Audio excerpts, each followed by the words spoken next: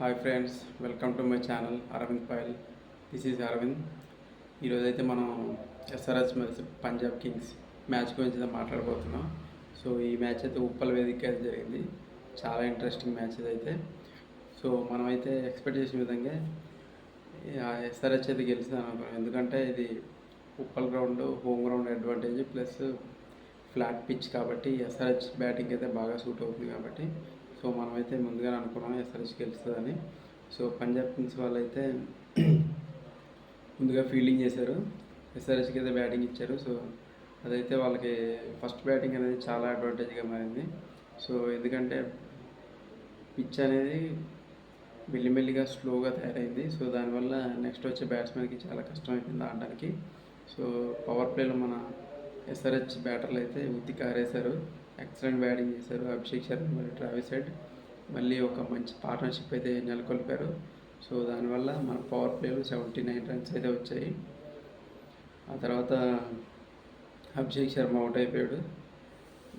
తర్వాత ఇషాన్ కిషన్ వచ్చాడు. ఇషాన్ కిషన్ కూడా తనకి ఈరోజు ఒక లక్కీ డే అని చెప్పుకోవాలి, ఎందుకంటే చాలా క్యాచెస్ డ్రాప్ అయిపోయాయి.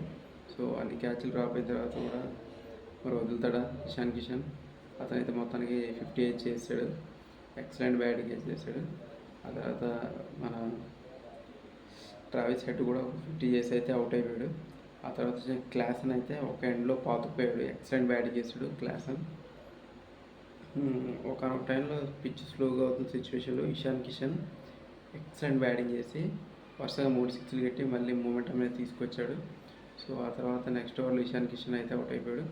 ఆ తర్వాత మన తెలుగు తేజం, మన ఎన్కేఆర్ నితీష్ కుమార్ రెడ్డి అయితే వచ్చాడు. తను కూడా ఎక్సలెంట్ బ్యాటింగ్ చేశాడు 200 స్ట్రైక్ రేట్ మీద. సో మొత్తానికి అయితే ఎస్ఆర్హెచ్ వాళ్ళు 239 రన్స్ అయితే స్కోర్ చేశారు. ఇది ఒక ఎక్సలెంట్ టోటల్ అని చెప్పుకోవాలి. సో ఎందుకంటే అవతల ఉన్న ఆపోనెంట్ పంజాబ్ కింగ్స్ వాళ్ళు భారీ టార్గెట్లు చేస్తున్నారు. సో వాళ్ళకైతే ఇది పెద్ద టార్గెట్, చిన్న టార్గెట్ కింద ఉంటుంది. సో వాళ్ళైతే మంచి స్కోర్ని అయితే పుటప్ చేశారు. సో బౌలింగ్ విషయానికి వస్తే కొంచెం పంజాబ్ కింగ్స్ బౌలర్స్ అయితే కొంచెం ఎక్స్పెన్సివ్గా కనిపించారు. ఎవరు కూడా అంత అనుకున్నంత రేంజ్లో బౌలింగ్ అయితే చేయలేకపోయారు. కానీ ఈ పిచ్ మీద బౌలింగ్ చేయడం అంటే చాలా కష్టమే, కానీ పర్వాలేదు, బాగానే చేస్తారు బౌలింగ్ అయితే. సో నెక్స్ట్ పంజాబ్ కింగ్స్ బ్యాటింగ్కి వచ్చారు. సో వాళ్ళకైతే అనుకున్నంత ఫైరీ స్టార్ట్ అయితే రాలేదు. కానీ ఎస్ఆర్హెచ్ ఫ్యాన్స్కి అయితే పండగ అని చెప్పుకోలేదు, ఎందుకంటే వాళ్ళు ఏదైతే ఎక్స్పెక్ట్ చేశారో అది ఫస్ట్ ఓవర్లో ద డేంజరస్ ప్రియాన్స్ ఆర్య వికెట్ని అయితే కోల్పోయారు. అది ఫ్యాట్ కమిన్స్ బౌలింగ్లో. ఫ్యాట్ కమిన్స్ కూడా ఎక్సలెంట్ బౌలింగ్, ఎక్సలెంట్ కెప్టెన్సీ చేశాడు. ఫీల్డ్ సెట్ చాలా బాగా సెట్ చేశాడు.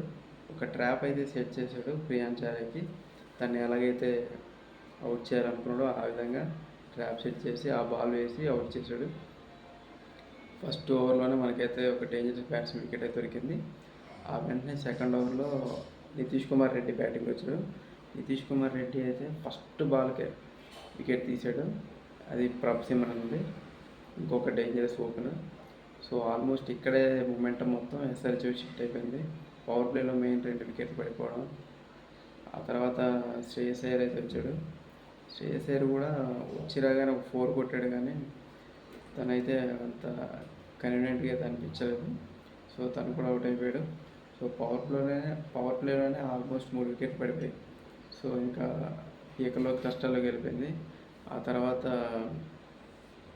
స్టాయినిస్ వచ్చాడు. తను కూడా ఒక చిన్న క్యామియో వెళ్ళిపోయాడు. ఒక పక్క కోహ్లీ మాత్రం ఎక్సలెంట్ బ్యాటింగ్ చేశాడు, కానీ తనకైతే సపోర్ట్ లభించలేదు.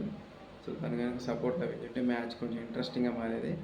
కానీ ఏదైతేనే మొత్తానికి కోహ్లీ అయితే తన వరకు ఒక సెంచరీ చేసుకున్నాడు ఈ ఫ్లాట్ వికెట్ పిచ్లో.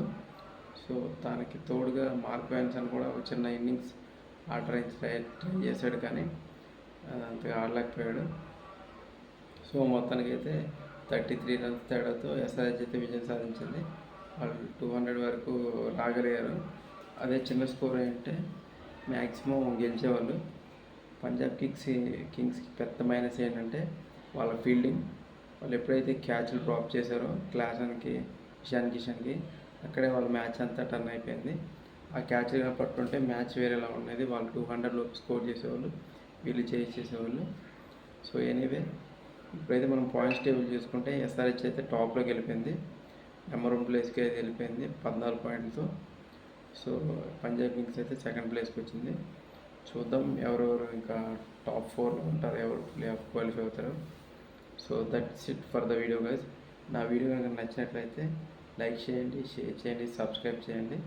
సో వీడియో అయితే లైక్ చేయడం అనేది మర్చిపోకండి. Bye friends.